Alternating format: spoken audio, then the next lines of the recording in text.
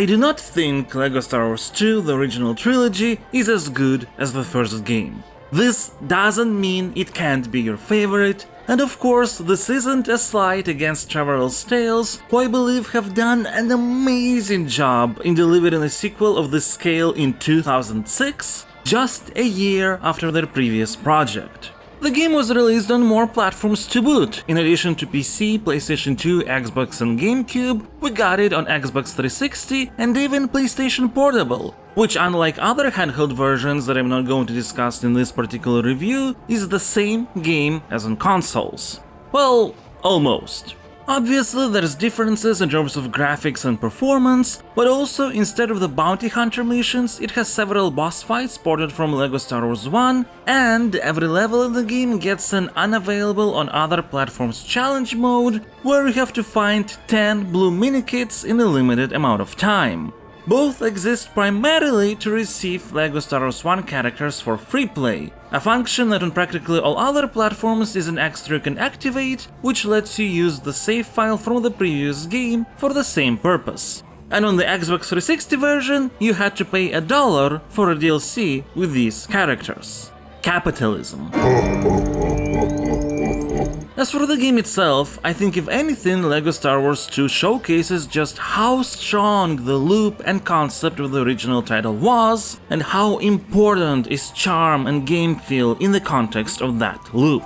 Because outside of those aspects, well, let's just start with the differences in how LEGO Star Wars 2 handles the character and gameplay design, shall we?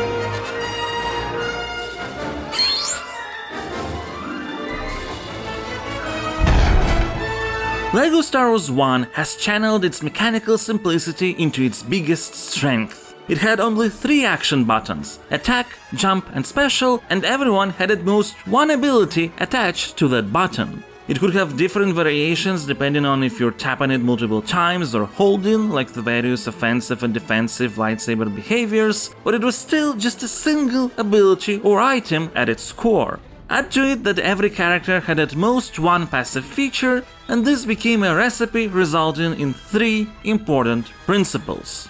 First, such a setup ensures that every core character class is always relevant. Even those that are good at literally only a single thing like protocol droids, you still need one and can't just replace them. Second, unless the minifigure doesn't have any abilities, it can't be totally useless. Battle droids can't jump? Yeah, but they have a passive disguise feature that not only prevents you from getting targeted, but also gathers all other droids around for an easy kill. Jango Fett has 2 blasters? Yeah, but the rate of fire is slower, so you might still want a traditional blaster character. Which leads us to the third principle, that within the same type of minifigures, there's nobody that's strictly better, so you're free to just base your choice off personal preferences. Do you want to play as Padme or a clone trooper? Up to you, the differences are in aesthetics. These principles are important since not only do they make your collection matter and enhance the sense of discovery, they greatly influence the level design of both the story and free-play modes. All things I have discussed in detail in my LEGO Star Wars 1 review, but I'm recapping here because LEGO Star Wars 2 makes a number of changes and additions to the core gameplay that sort of makes everything crumble down. That would be adding more features and abilities. Which is great, in theory. What's less than ideal though is how the game disproportionately distributes multiple ones between minifigures. And what makes everything a bit more annoying is that the amount of buttons used remains the same, but now there's multiple possible actions attached to them. For example, there is a new build-in function now. Its implementation is great. The brick jumping that signifies they can be combined is very visible, and the actual act of building is incredibly satisfying thanks to the animation and sound design.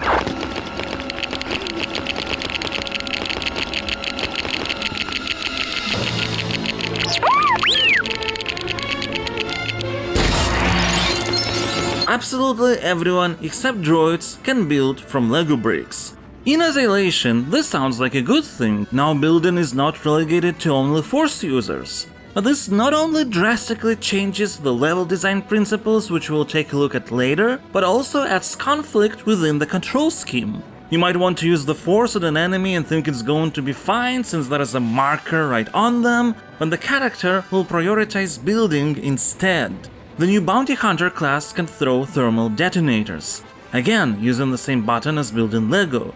I can't tell you how many times I threw bombs without intending to because the character wasn't close enough for the building trigger. Similar thing would happen with the new lever type of objects, which also can be used by everyone except droids.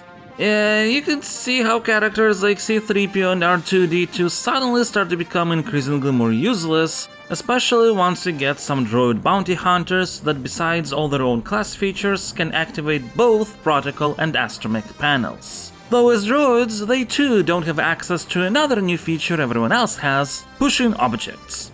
Then we have all the changes to blaster characters. First, there is a new melee function now. When a blaster minifigure is close enough to an enemy, instead of shooting, they play a close quarters attack.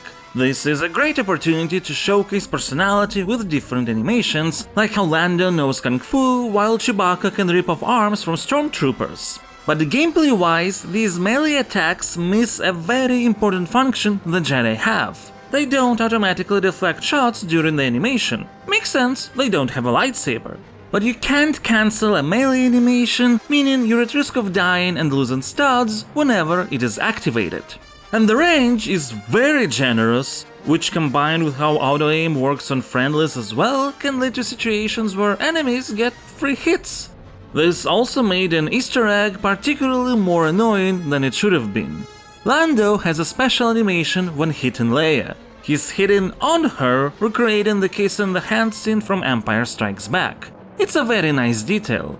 But it's also impossible not to hate it when Lando does this instead of shooting stormtroopers and no button you press cancels the particularly long animation. The sensitivity of melee animation activation for blaster characters is ironic, considering how Jedi for some reason can't hit for shit in this game.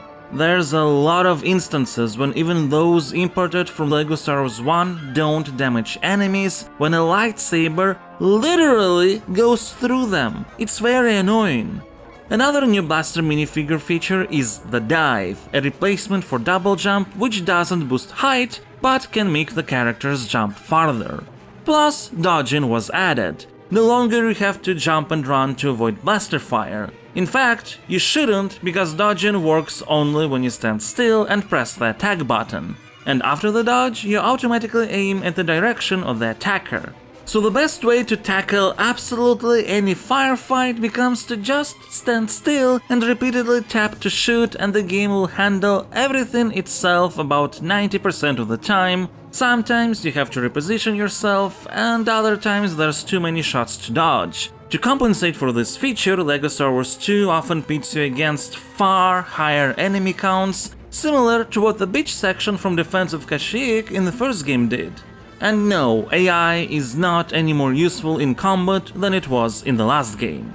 While there's all these new blaster character features, half of the minifigures from the class absolutely suck. Because there's tiers now, ranging from main characters who have all or almost all of the new features, and those who have none or almost none. I would love nothing more than to go through most of LEGO Star Wars 2 free play mode as the Speedo Stormtrooper, who literally has only underwear and helmet on him. But very often it's impossible because action sequences account for dodging, and Stormtroopers can't dodge. They don't have auto-aim radius as wide as the hero characters either. And to add insult to injury, when jump diving, they flop on their belly. Funny the first time you see it. Aggravated when trying to play for a longer period of time. And they don't even have a consistently working disguise feature like battle droids did. Half of the time enemy stormtroopers will attack you instantly, and the other half, any action other than walking will trigger a fight. Sure, they're useful for opening Imperial security locks. So are the much more capable and closer to Han Solo in functionality Imperial officers. And Darth Vader too. In the first game, because characters wouldn't get stacked with attacks, abilities and passives, most of the time if they had some sort of disadvantage, they also had an advantage to balance that out. But now that's not the case. A bunch of minifigures are actively less desirable than others. This in turn downplays the element of discovery. It's not fully missing and there's still fun things to mess around with. Using Force Lightning on others as the Emperor? That's cool. Dancing as Bikini Leia? Sure, why not? But overall, outside of some animations there and there, you rarely ever discover something that actually influences gameplay like you would in the first LEGO Star Wars.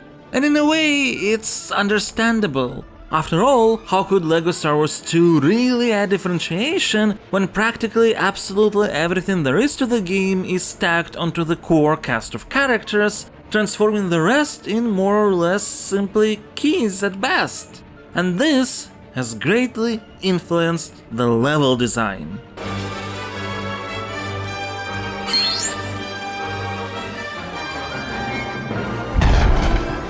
When discussing the levels from LEGO Star Wars 1, I mentioned how its biggest strength is variety. Beyond the overall principle to minimize reusing any specific combinations of elements for different challenges as much as possible, this is mainly a result of LEGO Star Wars 1 characters being very limited in their nature, and therefore different combinations of characters in story mode naturally require different design solutions. In LEGO Star Wars 2, because your core cast is so versatile, even when you do have varying character classes, level design principles stay mostly the same. Well, that, and to be honest, the game doesn't attempt to follow the use a challenge only once principle. Maybe that's caused by it deliberately going for far longer levels. In LEGO Star Wars 1, the standard level length in conditions when you try to interact with everything on the way is about 10-15 minutes. Longest is 20-25. In LEGO Star Wars 2, with the same conditions, 20-25 minutes is the average. And no, you can't save any sort of progress mid-level, and functionality to keep collectibles on exiting after finding them when replaying a mission also doesn't exist. Suffice it to say, the levels can drag out for longer than they should. It's already an issue that LEGO Star Wars 2 levels don't differentiate themselves enough conceptually, even though they certainly do vary the environments. LEGO Star Wars 1 had a common direction for every level being separated into interchanging linear, corridorish and more open parts, with some protruding optional pathways there and there, but it made sure to have a different concept for each one. There's a level that's at first only about exploration and then becomes a chase and boss battle. One that's about going through a trap and platforming gauntlet in a droid factory. Another that's about two friends fighting each other while also temporarily helping one another from time to time to survive. A mission that's about finding pathways for the absolutely massive team consisting of almost every character class. A level that's just a boss battle arena. A level that's actually an arena. These are not just different environments. The underlying foundation for how a level is played varies as well. That's simply not the case for the majority of LEGO Star Wars 2 levels. Most of them play the general structure exceptionally straight. A set of corridors with some destructibles and collectibles on the side, with some larger areas every now and then, which you have to traverse by using certain characters as keys. Then it's the same set of corridors, only these corridors are now desert canyons, but you're still just on a linear pathway to traverse to the end to use certain characters as keys. Then again, a set of corridors only in a city environment, and you're in a mostly linear pathway with some more open areas there and there again, and you need to use certain characters as keys. Then again, a set of corridors in a space station, and you need to use certain characters as keys to progress. And again, and again. There's a very small amount of levels that actually differ conceptually. One of them would be Dagobah, for example, where you have to learn to use the Force as Luke and even carry Yoda on your back for a while. This level has a distinctly different feel. But then, it's arguable whether that's enough when there's just a lot of the same things you do in every level, over and over and over again. I'm serious. Build objects, pull levers, push blocks to their correct position. Build objects, pull levers, push blocks to their correct position. Build objects, pull levers, push blocks to their correct position. Build objects, pull levers, push blocks to their correct position. Build objects, pull levers, push blocks to their correct position. Build objects, pull levers, push blocks to their correct position. Build objects, pull levers, push blocks to their correct position. Build objects, pull levers, push blocks to their correct position. Build objects, pull levers, push blocks to their correct position. Build objects, pull levers, push blocks to their correct position. Of course, there are basic elements that have to be reused, but moderation and combinations in a game like this matters. They're not in LEGO Star Wars 2, but do you know how many mandatory instances of blaster characters having to shoot target reticles there were in the first game? 5 in the entire game. Obviously, there's some more for the optional stuff. 8 more to be exact. One time you have to shoot all of them in a row while riding up an elevator before they turn off. Another you need to bring a blaster character to open a panel for an astromech droid. Context of how a gameplay element is used matters to make it not feel repetitive. Or the ease of use. Sure, LEGO Star Wars 1 had tons of grapple points all over the place because using them is the core ability of blaster characters, but it's really straightforward and not time-consuming to do that, and there's only a couple in the entire game that have to be specifically revealed by destroying one object or another. In LEGO Star Wars 2, you know what you have to do very often? Build grapple points. You build a grapple point here, you build one here, and another here, and here, and here, and here. In some cases you need to destroy some objects to reveal bricks so you could build a grapple point. Obviously doing this every now and then is fine, but when a solution like this is utilized so often, this stops being potential adding depth to a feature and becomes just busy work. LEGO Star Wars 2 also has a tendency to run good ideas into the ground by reutilizing them over and over again for the sake of adding content. Oh, you need to get a droid across a chasm so they could activate a panel. How about a crane? That's great. You can also use a crane, or a crane in the form of a magnet. There's a wall or big object you need to destroy. Maybe you can build and mount a turret. Or build and mount a turret. How about building and mounting a turret? Maybe you'd like to build and mount a turret, just saying. The worst is when these things repeat over and over in the same level.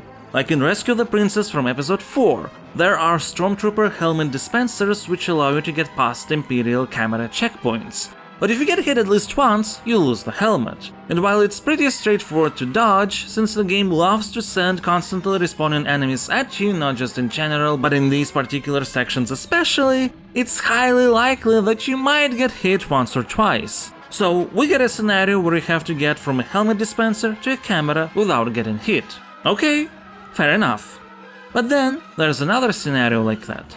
Okay, and then there's another scenario like that, though this one leads to an optional sauna room with a double score zone.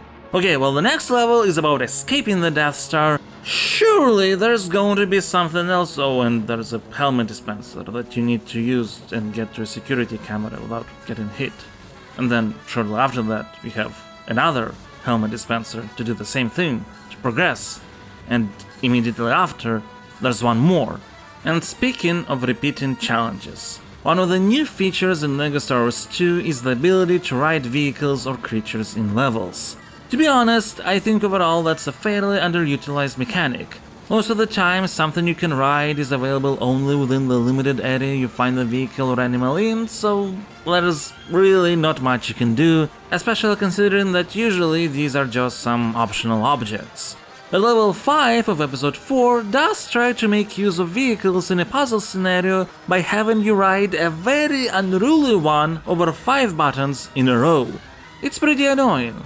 But you know what? If it were LEGO Star Wars 1, this would be the only place where we'd see this kind of challenge and forget about it after if we dislike it. But this is LEGO Star Wars 2, and it can't help but reutilize the exact same setup at the end of the very same level. Speaking of vehicles, LEGO Star Wars 2 has absolutely redefined purely vehicle-focused levels, and they're bad. Really, really bad. The vehicle mechanics themselves are actually cool.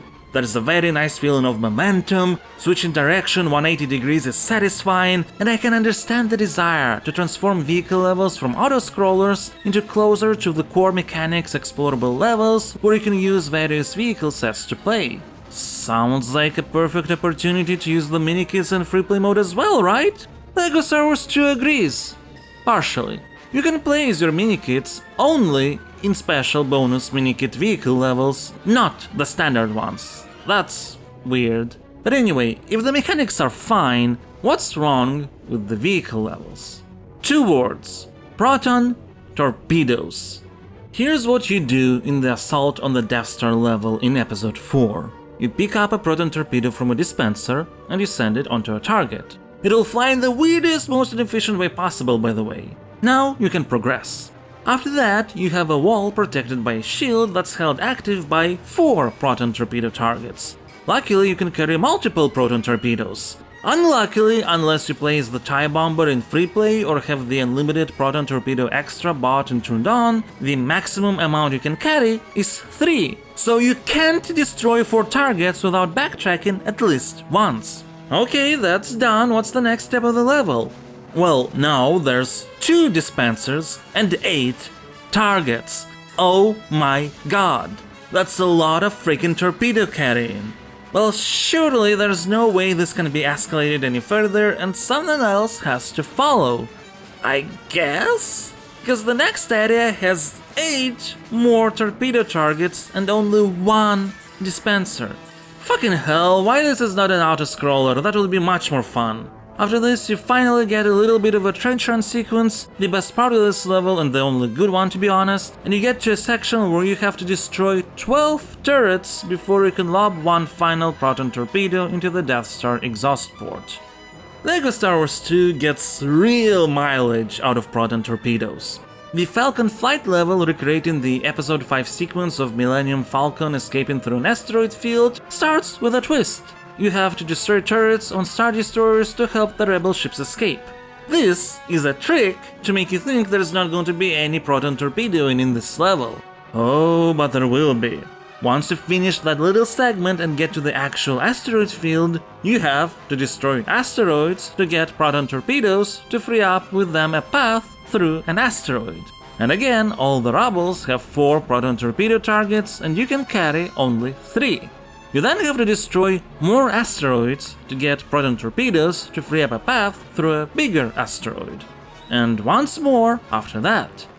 In the next segment, you have to destroy even more asteroids to get more proton torpedoes to destroy a really big asteroid blocking your path on a single axis of a 3-dimensional space. And do you know what you need to do in the Episode 6 space battle over Endor? That's right, proton torpedoes. This time you get them from TIE Bombers and lob at Star Destroyers. And then later on at various Death Star innards. The only LEGO Star Wars 2 vehicle level that doesn't ask you to launch an ungodly amount of proton torpedoes is the Battle of Hoth mission, and that's only because it asks you to roll with your cable an ungodly amount of bombs, while probe droids will actively try to prevent you from doing so. In this level, you have to roll bombs, and then roll more bombs, to roll more bombs. Will you participate in the iconic act of using tow cables to bring AT-ATs down? Of course you will, it's a Hoth battle level. But also, you will need to perform the less iconic act of rolling bombs to destroy them after. What's worse than this is the inclusion of bomb rolling segments in free play of other vehicle levels.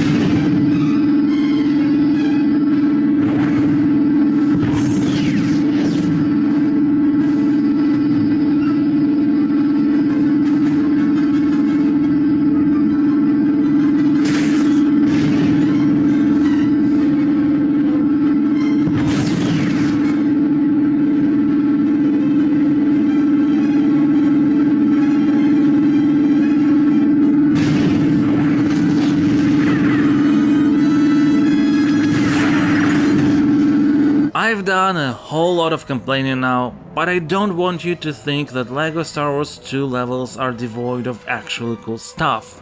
In fact, there is a significant amount of them. Finding a place where you can sell your land speeder in Mos Eisley to get tons of studs? That's cool, especially considering that you have to open up 2 obstacles to give way to the speeder, one of the better uses of the game's new ability to ride vehicles in levels, at least because it involves going through multiple areas. The Vader boss battle stages in Cloud City Trap are really nice, though I find it weird that only one of them has protection against the still most overpowered double jump lightsaber attack. Even Palpatine is not protected against that attack, though the boss battle level with him is not too shabby either.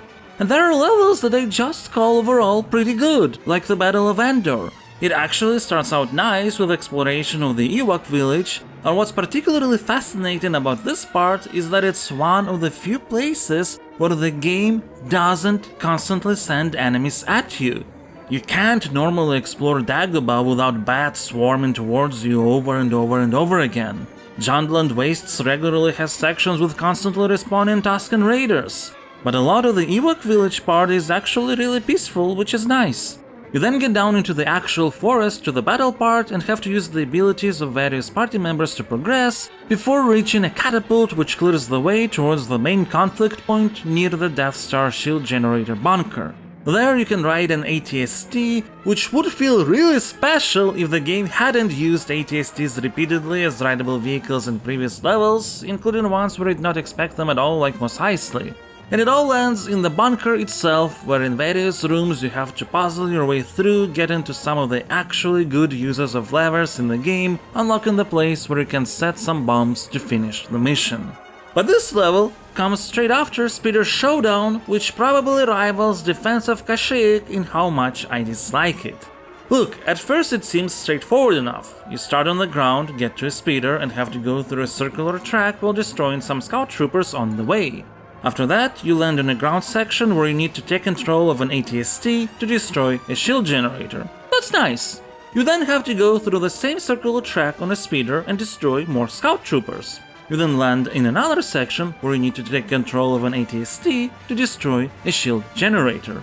You then have to go through the same circular track on a speeder and destroy more scout troopers. You then land in another section where you need to take control of an AT-ST to destroy a shield generator. You then have to go through the same circular track on a speeder and destroy more scout troopers. You then land in another section where you need to take control of an AT-ST to destroy a shield generator. After which, you actually get to a landing platform where you can take control of an AT-AT, albeit very limited, to destroy everything and end the level. And look, the AT-ST sections try to be varied and stuff and make you get an AT-ST in different ways, but it's still all about navigating these very large for your little minifigures areas to find your way into those chicken walkers several times, to destroy shield generators several times. A lot of really nice stuff gets diluted by repetitiveness because LEGO Star Wars 2 is hell-bent on providing more content, even though it can't sustain it mechanically. This also severely affects free play. Because the game tries to make the main levels bigger, it doesn't have enough resources to allocate towards purely free play specific rooms. One of the best things in LEGO Star Wars 1 was to discover all the secret areas every level had. Even very small levels like General Grievous still had something you could see only in free play. LEGO Star Wars 2 has some amazing examples of free play specific areas. Like in the level 4 of episode 4, there is a segment where you and Obi-Wan go separate ways, and you can see Obi-Wan in the background discover a mini-kit which you can't reach. In free play, you can actually go through Obi-Wan's path and find a bunch of collectibles there. It's really cool. But most mini-kits don't require you to get into any optional rooms or even complete additional challenges within existing ones. No, the game just uses character powers as keys, sometimes literal, to open up little alcoves or storage rooms with mini-kits. Trust me, LEGO Star Wars 2 does that a lot. It also really likes to use the uncover X objects by destroying staff gold for mini-kits. Gets old pretty quick since you're destroying everything for studs anyways, so why connect mini-kits to that? And again, even some more elaborate solutions are reused pretty much exactly the same way. In Battle of Andor, there's a mini-kit you can only get with a Jedi, since you need to move a platform with the Force, jump to it and then on another platform, and then use the Force again to return the first platform to where it was so you could reach a mini-kit. I got that mini-kit and told myself, you know what? This is an assuming, but still a nice little mini-kit challenge. I like it. And I guess the game liked it too, because later in the same level there's the exact same type of challenge to get another mini-kit. And sometimes there are optional rooms but with barely anything to do, like the snow segment with Tauntauns in the Escape from Hoth level. When you first get there, you get giddy because you imagine all the things that you might be able to do once you get outside after receiving the mini-kit. And after you do, well, you can ride Tauntauns around a bit. That's it. You can't even destroy the trees. Disappointing.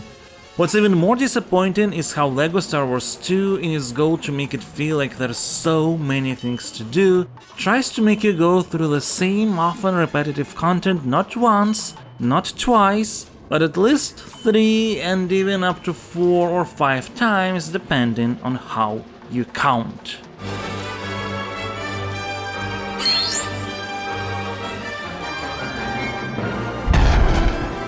The first LEGO Star Wars pushed you to replay every level at least once with its structure. Because of the level length and amount of conceptual variety, that never felt daunting. With LEGO Star Wars 2 though, very often I'd see how the game wants me to replay a level, and I'd have to ask myself, do I really want to do it now? And this is not just because of increased level length and their often repetitive design, but also due to how many times LEGO Star Wars 2 wants you to replay something. It does have one very smart addition to the overall loop, and that's the gold bricks, which you get for pretty much everything in the game. Finish a level? Gold brick. Get all minikits? Gold brick. This is very cool because gold bricks can be used to potentially unlock cool stuff. But LEGO Star Wars 2 goes a bit overboard with how much it wants you to replay things to get gold bricks. Let's take the True Jedi meter. In the previous game it didn't have a name, it was just a meter to get super kit pieces, which don't exist as a concept here. Instead it's just a title that rewards gold bricks. In the first game it didn't matter whether you filled up the meter in story or free play mode. Here it does, because there's 2 separate True Jedi meters, one for each mode. Happened to not get all studs required in story mode once?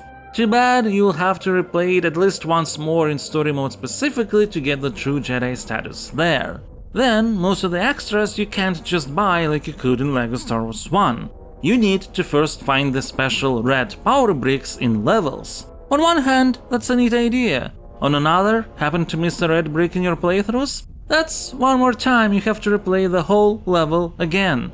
And the thing is, the considerably high pricing of everything in this game introduces a pretty weird side effect, in that if you don't properly strategize and account for red bricks and their price, which you have no knowledge of before you unlock their purchase, you can transform the process of 100% in the game into a particular grind. There are actually several stud multipliers that clearly exist to help with stuff like gaining True Jedi meter, as well as buying the more expensive figures like the Force Ghosts. However, while these extras also multiply with one another when all are active at once, and thus can potentially give a ridiculous bonus of times 3840 to every stud piece you collect, they're also incredibly expensive. By the time I saw that it takes 2 million studs to just get a ×2 multiplier, I've already spent almost that amount on other minifigures and extras. And here's the thing, if you want to see the completion percentage near the bartender, another new addition by the way, right 100%, you need to get everything, including all stud multipliers, which don't work on studs you get for gold bricks, but do work on studs you get for completing minikits. But I also had almost all minikits collected by the point I personally got my first multiplier, so let's just say, unless you plan all your purchasing decisions beforehand to make sure everything is as efficient as possible, prepare for a big grind. And it's an aspect that simply didn't exist in LEGO Star Wars 1. For one, there was no percentage completion shown anywhere.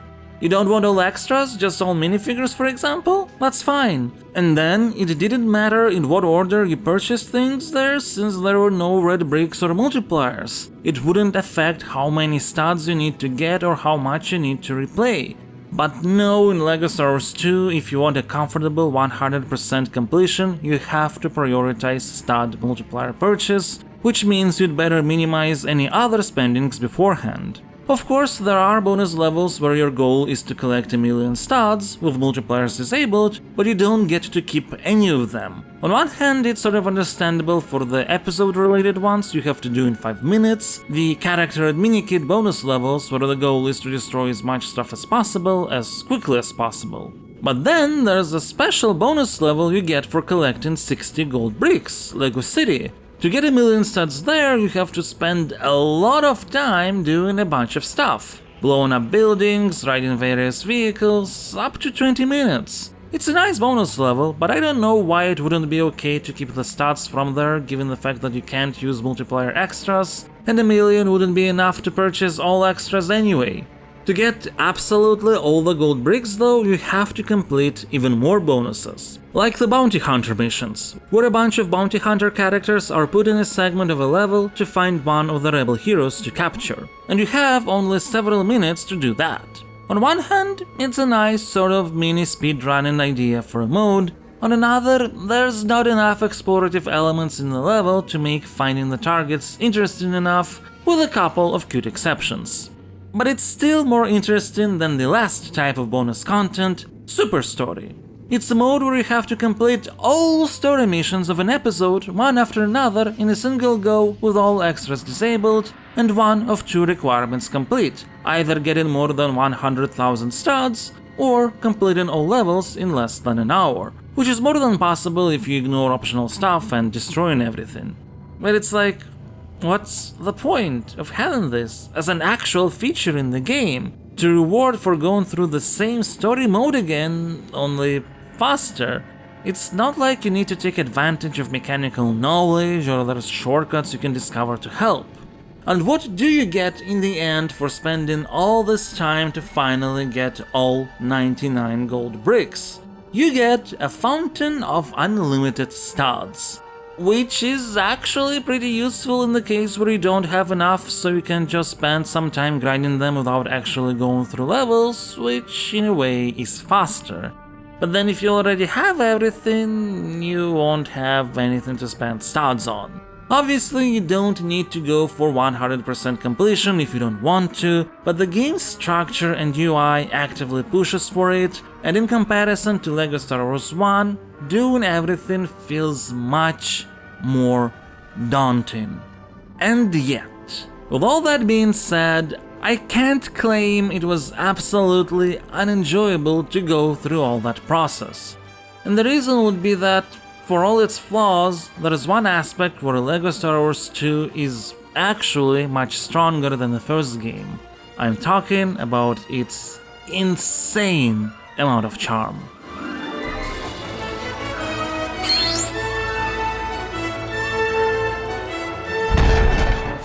There's only one shot I have to show you so you would understand why LEGO Star Wars 2 can be enjoyable.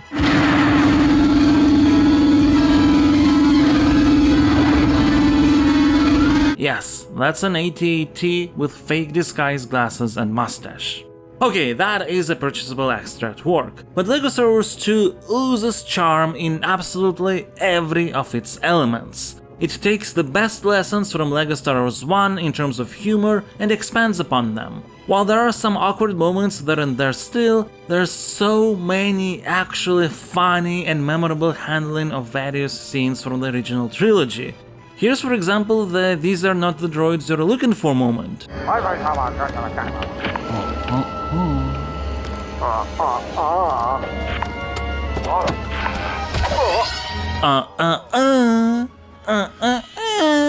Classic. Or how about the scene depicting Darth Vader's death that plays the tragic moment straight and then goes for an unexpected dark humor twist.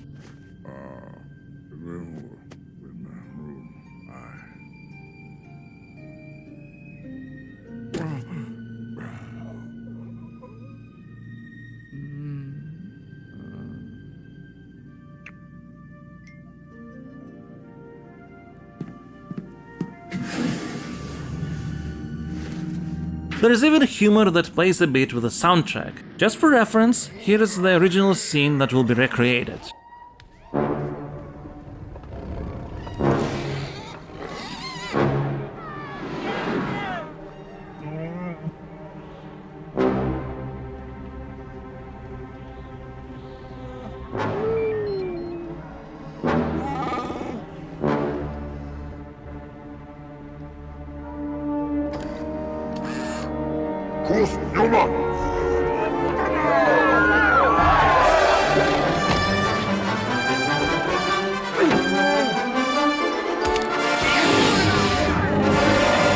And here's its LEGO recreation.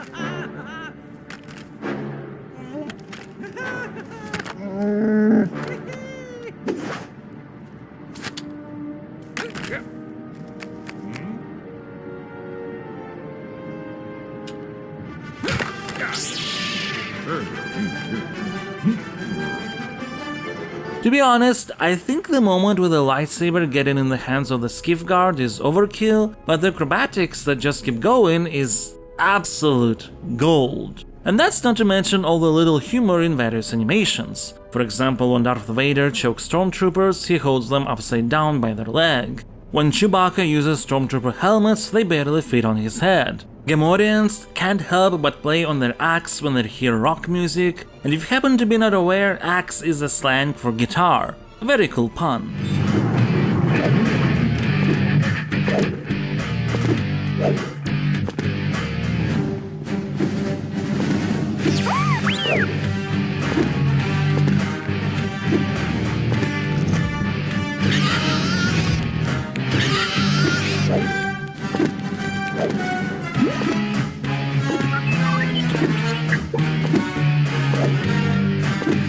Han Solo rides creatures backwards. There's a room where you can open a ship's hatchport to send Imperials straight into space. Here's some stormtroopers washing windows. Here's why you should wear a seatbelt in Star Wars fake space physics. And here's how Vader tells Luke he is his father.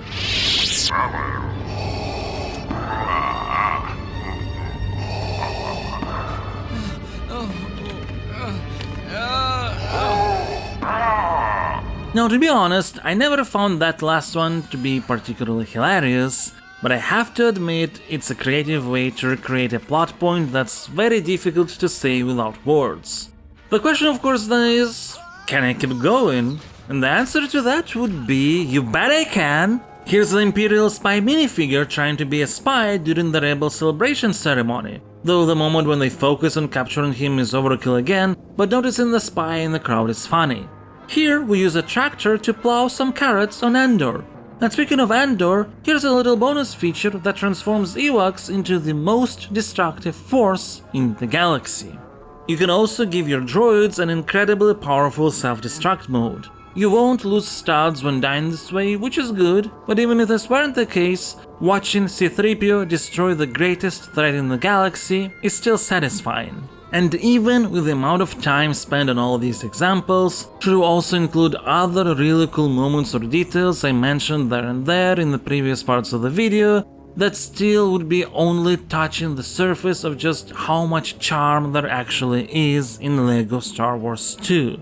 This is why, despite being annoyed, frustrated, disappointed, and sometimes absolutely raging, I still have that 100% number at the bartender in the cantina.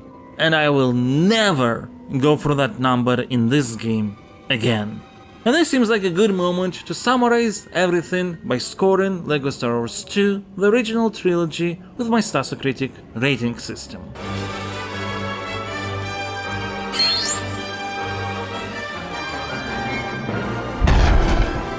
Stasocritic consists of 5 different categories of various weights. Each category has 11 scores from 0 to 10 with their own criteria. The first category is design with the biggest weight, that of 4, since how a game is built and structured is what defines its quality the most. I will assign a 4. LEGO Star Wars 2 is shallow, repetitive, and honestly overstays its welcome. Even though the levels differ in environments, a lot of them don't differ in style, with you doing the same things over and over again. Challenges that could be interesting once or twice are reused far more often than they should have been. Vehicle missions are pretty bad. Character collection is not as relevant due to some clearly being just better, and a lot of bonus content required for 100% completion is disappointing. But LEGO Star Wars 2 is also not without its merits. Just like with the first game, there's a bunch of really creative design solutions, fun details, exciting moments to discover. It's just that they're hidden among all this other stuff that's kinda disappointing. Then we have Emotions, a category with a weight of 3. While it's entirely subjective, it's absolutely important because personal enjoyment matters a lot. You can love flawed titles or hate exceptionally polished ones. Here I will assign a 3. In the LEGO Star Wars 1 review I told you how back in the day I would replay that game multiple times. But in 2006 I played through LEGO Star Wars 2 only once. I 100%ed it, but I would never replay it. I didn't pay much attention to that fact before I actually replayed the game again for this video. And it's probably going to be the last time I will ever think about replaying LEGO Star Wars 2 specifically. I don't want to go through this experience again. But there were moments I found very enjoyable and fun, which is why even in this playthrough I had the desire to see everything the game has to offer and make sure I don't miss out on all the great stuff, even though it's mixed in with everything else that's not particularly great. The next category is Cohesion. It has a weight of 2 and it's all about how well different aspects of a game are connected together. I will assign a 7. The strength of LEGO Star Wars 1 was that a lot of characters didn't just have different animations for their actions, but they felt different enough to play as, retaining their personality through mechanics as well. LEGO Star Wars 2 sort of lacks that. Has a lot of personality in animations, hence why I think this score is appropriate, but mechanically a lot of minifigures feel the same. That's because so many abilities are shared between them and rarely you find something unique in terms of actual gameplay. But still, overall, there's enough done through the LEGO abstractions that you still feel this is a Star Wars title. Which leads us to Context, a category that's all about story, world building and so on. I will assign a 7. This is undoubtedly an aspect LEGO Star Wars 2 is stronger in than LEGO Star Wars 1. Not because of the source material, since it's not like you will get much of it if you haven't watched the movies anyway. Again, just like the first game, this doesn't work that well as an adaptation. But some exceptions aside, LEGO Star Wars 2 has leaned into what worked best in the first game in terms of humor, charm, great little details, and comparatively speaking has pushed it into overdrive, so it's really solid as a comedic experience. Another category that is a strict improvement is aesthetics, which this time will get a 10.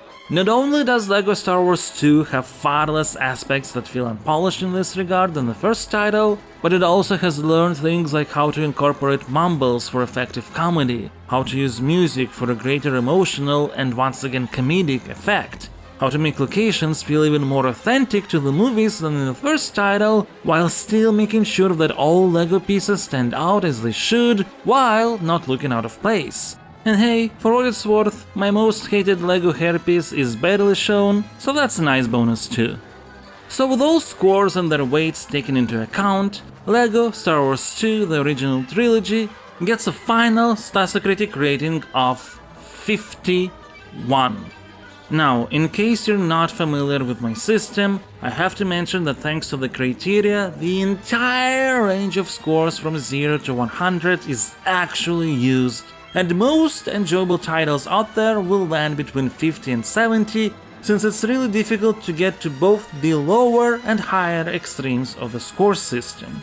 And 51 means that the game is Alright, if you care more about charm and humor than anything else, then for sure you will enjoy LEGO Star Wars 2.